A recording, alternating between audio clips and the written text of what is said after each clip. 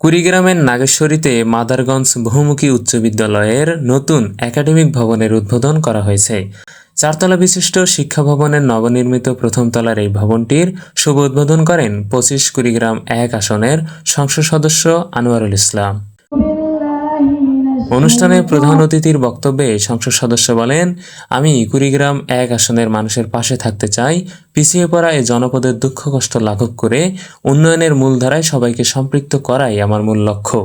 এ সময় বিশেষ অতিথি হিসেবে উপস্থিত ছিলেন ভ্রুঙ্গামারী সার্কেলের সহকারী police super Muntasir Mamun moon. শিক্ষার্থীদের উদ্দেশ্যে তিনি বলেন, তোমরাই আগামী দিনের ভবিষ্যৎ, তাই সর্বোচ্চ ত্যাগ স্বীকার করে তোমাদের পড়াশোনা চালিয়ে যেতে হবে। অনুষ্ঠানে আরও উপস্থিত ছিলেন বাংলাদেশ জামায়াতে ইসলামী কসাকাটা থানা শাখার আমির মাওলানা মোহাম্মদ ইনামুল হক এবং বল্লভের খাস ইউনিয়ন সভাপতি আনম ইয়াকুব আলী সহ স্থানীয় নেতৃবৃন্দ। উদ্বোধনী অনুষ্ঠানে স্থানীয় বাসিন্দারা এলাকার চিকিৎসা সেবার করুণ চিত্র তুলে ধরেন। তারা জানান, স্থানীয় হাসপাতালে চিকিৎসক ও ওষুধের তীব্র সংকট রয়েছে, তাই দ্রুত এই সমস্যার সমাধান ও একটি পূর্ণাঙ্গ হাসপাতাল নির্মাণের দাবি জানান তারা। পাশাপাশি শিক্ষার্থীরাও তাদের সুন্দর পাঠদান পরিবেশ ও যোগাযোগ ব্যবস্থার উন্নয়নের বিষয়ে সংসদ সদস্যকে অবহিত করেন। বিদ্যালয়ের নতুন ভবনের ঊর্ধ্বমুখী সম্প্রসারণ, পুরাতন ভবনের সংস্কার, অসমাপ্ত প্রাচীর নির্মাণ, পূর্ণাঙ্গ খেলার মাঠ নির্মাণ সহ সমসাময়িক বিশ্বের সাথে তাল মিলিয়ে আমাদের শিক্ষার গুণগত মান অর্জিত হবে এই দাবিতে অশেষ ধন্যবাদ। আর আমি আমার পক্ষ থেকে বিশেষভাবে ধন্যবাদ দিব যে এই জায়গায় মানে তোমাদের জন্য একটা নতুন ভবন উদ্বোধন হচ্ছে। আশা করি তোমরা তোমাদের সর্বোচ্চ মেধা এবং সর্বোচ্চ ত্যাগ স্বীকার করে তোমরা পড়াশোনা করবে। আর ছাত্রদের আত্মহত্যের মাধ্যমে এদেশে নতুন একটি দেশ হিসাবে, নতুন একটি পরিবেশ হিসাবে আজকে আমরা ফিরে পেয়েছি। যা নবী বলেছেন, যারা ভালো কাজ করে, মানবতার কল্যাণে কাজ করে, তারাই ভালো মানুষ। তোমাদের প্রথম কাজটাই হবে পড়ালেখা, দ্বিতীয় কাজ হবে পড়ালেখা, তৃতীয় কাজও হবে পড়ালেখা। আজকে আমি তো এর আগেও, নির্বাচনের আগেও একদিন আসছিলাম এই প্রতিষ্ঠানে, আর এই এলাকায় তো কয়েক দফা আসা হলো আর কি। বিভিন্ন সময়ে প্রতিষ্ঠান বন্ধ থাকার কারণে পরবর্তীতে আর সুযোগ হয়নি। আজকেও সুযোগ হলেও সময় আর দিতে পারতেছি, মানে এরপরে আরো দুটো প্রোগ্রাম শিডিউল রয়েছে, যার কারণে আর পাশাপাশি হলে সুবিধা হয়। সেদের দুটোই ভ্রুঙ্গামারীতে, যার কারণে আজকে বেশি কথা বলবো না। তাহলে প্রথম কি বললাম? ছাত্রছাত্রীদের জন্য পড়ালেখা। 2 নম্বর কি বললাম? 3 নম্বর কি বলছি? পড়ালেখা। আর এইটার হলো একের সাব পয়েন্টে 3টে, এখন হলো 2 নম্বর মূল পয়েন্ট।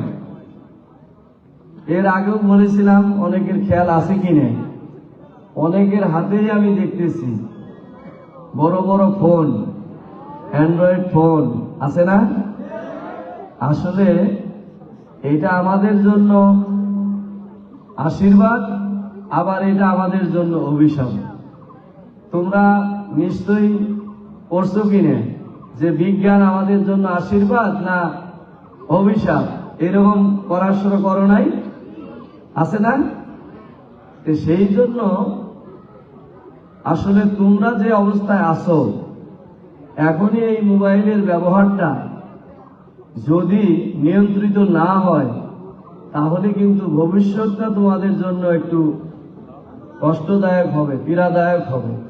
এই জন্য আমি বলবো যে তোমরা এই অ্যান্ড্রয়েড ফোন ব্যবহারের ক্ষেত্রে তোমরা অত্যন্ত সীমিত আকারে করবে। যে আমাদের যুব সমাজ, যারা আমাদের সম্মানিত অভিভাবক এবং সুধীমণ্ডলী রয়েছেন, এটা সবার জন্য যে আমাদের মাদক এমন একটা ব্যাধি, যেটার কারণে আমরা বিশেষ করে সীমান্তবর্তী এলাকায় হওয়ার কারণে এটা অবাধে আমাদের এলাকায় প্রবেশ করছে।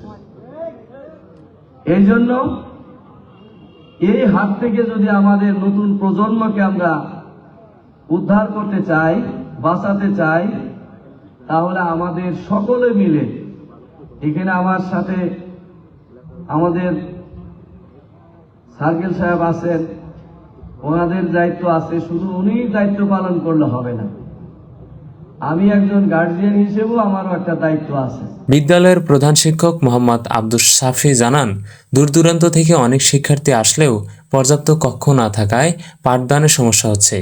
তিনি নির্মাণাধীন ভবনের উপর আরও তলা নির্মাণের প্রয়োজনীয়তা তুলে ধরেন, যাতে শিক্ষার্থীরা মনোরম পরিবেশে শিক্ষা লাভ করতে পারে। স্কুলে আমাদের ছাত্রছাত্রীর সংখ্যা 673 জন। আমার শাখা হলো 10টা শাখা। আমার ক্লাসরুমের দরকার এখানে 15টা।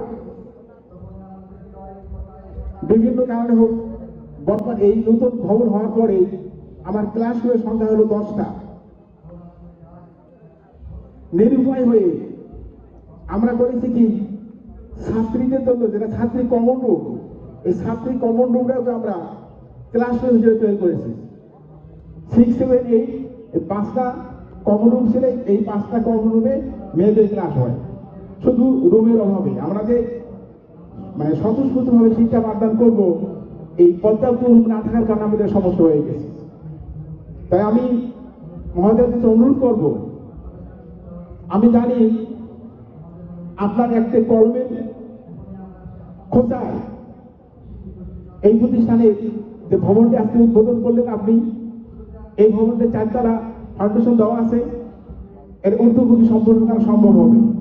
আপনি যদি আন্তরিক হন, আপনি চান, এটা সম্ভব হবে। তা আমি বিদ্যালয়ের পক্ষ থেকে, অত্র এলাকার পক্ষ থেকে, ছাত্রছাত্রীদের পক্ষ থেকে আশা করব যে আপনি আমাদের এখানে একটি 4তলা ভবন এখানে সম্পন্ন করবেন ইনশাআল্লাহ। আরেকটা কথা হচ্ছে, আপনি দেখেছেন আমার মাঠের দক্ষিণ দিকে শুধু এক পাশে ওয়াল হয়েছে, বাউন্ডারি ওয়াল হয়েছে, পশ্চিম দিকে দিতে পারিনি আমরা। পশ্চিমে একটা গর্ত আছে, পাগার আছে, যেটা আমরা বলি গ্রাম্য ভাষায়। এই যে ভরাট না করা পর্যন্ত আমরা বাউন্ডারি ওয়ালটা দিতে পারিনি। কারণ আমরা যদি ওই পাগারটা বা গর্তটা বাইরে রেখে বাউন্ডারি ওয়াল দিই, তাহলে ওই টাকাটা আমরা চিরতরে আমাদের হাতছাড়া হয়ে যাবে। আশা করবো আপনি এই বিদ্যালয়ের অবশিষ্ট কাজ যেগুলো আছে সম্পূর্ণ করবেন। এই নদী ভঙ্গন এলাকা, আমরা অবহেলিত এলাকা, চরাঞ্চলের মানুষ আমরা, এখানে চরের বাচ্চারা লেখাপড়া করে বেশি। কামারের চর, 14 ঘুড়ি, বালারহাট, এই বাচ্চাগুলো কি পরিমাণ কষ্ট করে আসে আপনি দেখতে বর্ষাকালে, তাহলে বুঝতেন এটা কত কষ্ট করে আসে এরা। তো এই অঞ্চলে, চরাঞ্চলের মানুষের ভাগ্য উন্নয়নের জন্য আল্লাহ পাক আপনাকে দায়িত্ব দিয়েছেন, আপনি খুব আন্তরিক হবেন এই প্রতিষ্ঠানটি যাতে সুন্দরভাবে সম্পূর্ণ হয়। আমি আমার ব্যক্তিগত জীবনে কোনো চাওয়া নেই আপনার কাছে, আমার যতটুকু চাওয়া আছে প্রতিষ্ঠানের জন্য চাওয়া। আমি আশা করব আমার এই কথাগুলো আপনি আপনার অন্তরের ডায়েরিতে লিখে নিয়ে আন্তরিক মোনাজাত ও নতুন ভবন পরিদর্শনের মধ্য দিয়ে অনুষ্ঠানের সমাপ্তি ঘটে। মোশাররফ হোসাইন, তথ্য নিউজ।